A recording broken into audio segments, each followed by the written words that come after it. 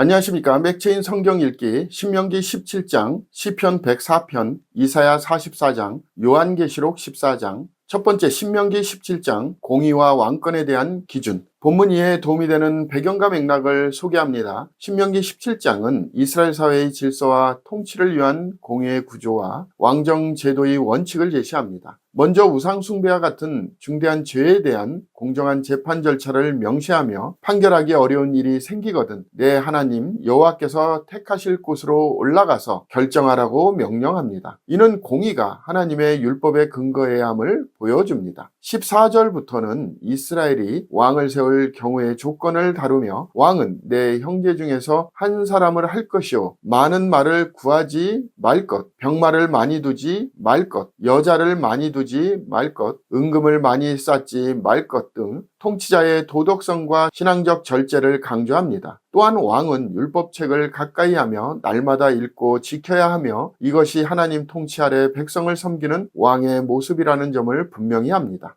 본문의 중요 구절을 소개합니다. 신명기 17장 18절 19절 그가 왕위에 오르거든 이 율법서의 등사본을 레위 사람 제사장 앞에서 책에 기록하여 평생에 자기 옆에 두고 읽어 그의 하나님 여호와 경외하기를 배우며 이 율법의 모든 말과 이 규례를 지켜 행할 것이라. 본문을 적용하는 데 도움이 되는 가이드라인입니다. 오늘날 우리는 어떤 지도자이든 하나님의 말씀 아래 설 수 있도록 기도하고 분별해야 합니다. 진정한 리더십은 권력이 아니라 말씀에 순종하는 자세에서 나옵니다. 모든 위치에서 우리는 왕이 아닌 종으로 부르심을 받았다는 사실을 기억하고 말씀을 중심에 두는 삶을 살아야 합니다. 말씀이 삶의 기준이 될 때 우리는 참된 공의와 경외의 삶을 살 수 있습니다.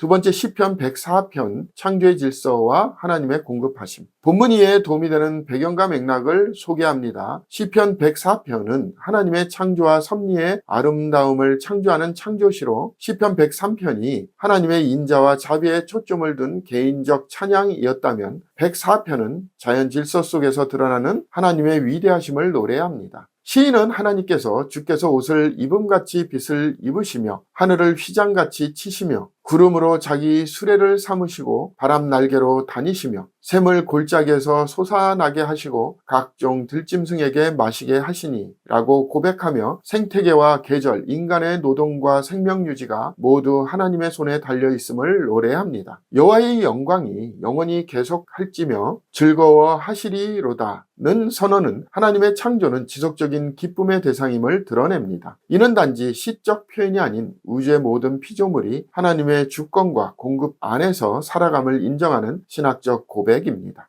본문의 중요 구절을 소개합니다. 시편 104편 30절 31절 주의 영을 보내어 그들을 창조하사 지면을 새롭게 하시나이다. 여호와의 영광이 영원히 계속할지며 여호와는 자신에게 행하시는 일들로 말미암아 즐거워하시리로다. 본문을 적용하는 데 도움이 되는 가이드라인입니다. 오늘날 우리는 자연이 하나님의 작품이며 인간의 필요를 채우는 모든 공급이 그분의 손에서 나온다는 사실을 기억해야 합니다. 피조물의 아름다움은 창조주의 영광을 드러내는 찬양이며 우리는 이를 감상할 뿐 아니라 지켜야 할 청지기입니다. 창조의 질서를 존중하고 하나님의 섭리에 감사하는 삶이야말로 진정한 예배입니다. 하나님은 오늘도 세상을 새롭게 하십니다. 세 번째, 이사야 44장 우상과 대비되는 여호와의 구속. 본문 이해에 도움이 되는 배경과 맥락을 소개합니다. 이사야 44장은 하나님의 유일하심과 이스라엘을 향한 구속의 선언 그리고 우상의 어리석음에 대한 풍자로 구성되어 있습니다. 하나님은 자기 종 야곱 내가 택한 여수르나 두려워하지 말라며 은혜의 회복을 약속하시고 마른 땅에 물을 주듯 그의 영을 부어주시겠다고 하십니다. 이어서 나는 처음이요 나는 마지막이라 나 외에는 다른 신이 없느니라는 절대 유일신 선언과 함께 나무로 우상을 깎아 절반은 신으로 섬기고 절반은 구워먹는 사람들의 어리석음을 꼬집습니다. 후반부에서는 내가 너를 지었으니 너는 내 종이라 내 허물을 빽빽한 구름같이 내 죄를 안개같이 없이 하였으니 라는 구속의 선언과 함께 고레스에 의한 예루살렘 회복을 예언합니다. 이 장은 구속자 하나님과 헛된 우상 사이의 대조를 통해 오직 여호와께만 소망이 있음을 선포합니다. 본문의 중요 구절을 소개합니다. 이사야 44장 5절에서 6절. 한 사람은 이르기를 나는 여호와께 속하였다 할 것이며 또 한 사람은 야곱의 이름으로 자기를 부를 것이며 또 다른 사람은 자기가 여호와께 속하였음을 그의 손으로 기록하고 이스라엘의 이름으로 존귀히 여김을 받으리라. 이스라엘의 왕인 여호와 이스라엘의 구원자인 만군의 여호와가 이같이 말하노라. 나는 처음이요 나는 마지막이라. 나 외에 다른 신이 없느니라.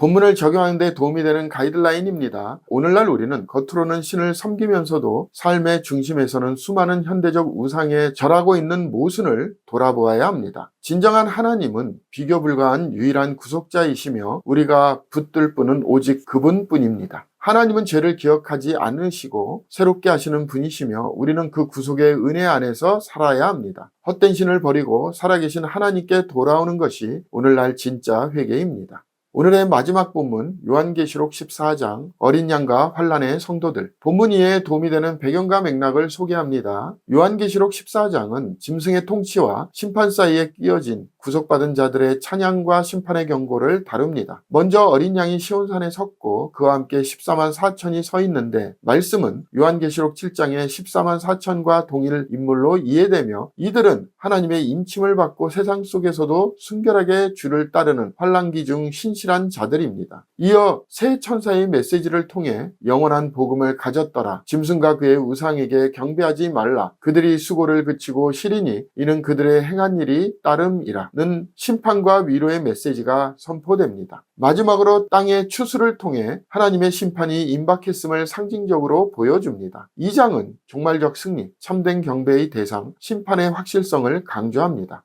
본문의 중요 구절을 소개합니다. 계시록 14장 13절 14절. 또 내가 들으니 하늘에서 음성이 나서 이르되 기록하라. 지금 이후로 주 안에서 죽는 자들은 복이 있도다 하시매 성령이 이르시되 그러하다. 그들이 수고를 그치고 쉬리니 이는 그들의 행한 일이 따름이라 하시더라. 또 내가 보니 흰 구름이 있고 구름 위에 인자와 같은 이가 앉으셨는데 그 머리에는 금면류관이 있고 그 손에는 예리한 낫을 가졌더라. 본문을 적용하는 데 도움이 되는 가이드라인입니다. 오늘날 우리는 짐승의 표와 같은 현실의 압력 속에서도 믿음을 지키는 성도들이 얼마나 복된지를 기억해야 합니다. 신실하게 믿음을 지키며 살아가는 자는 눈앞에 고난이 아니라 장차의 승리를 바라보고 삽니다. 죽음도 복이 되는 이유는 우리가 누구를 위해 무엇을 위해 살았는가에 따라 그 죽음이 존귀하기 때문입니다. 믿음의 수고는 결코 헛되지 않으며 주께서 기억하십니다.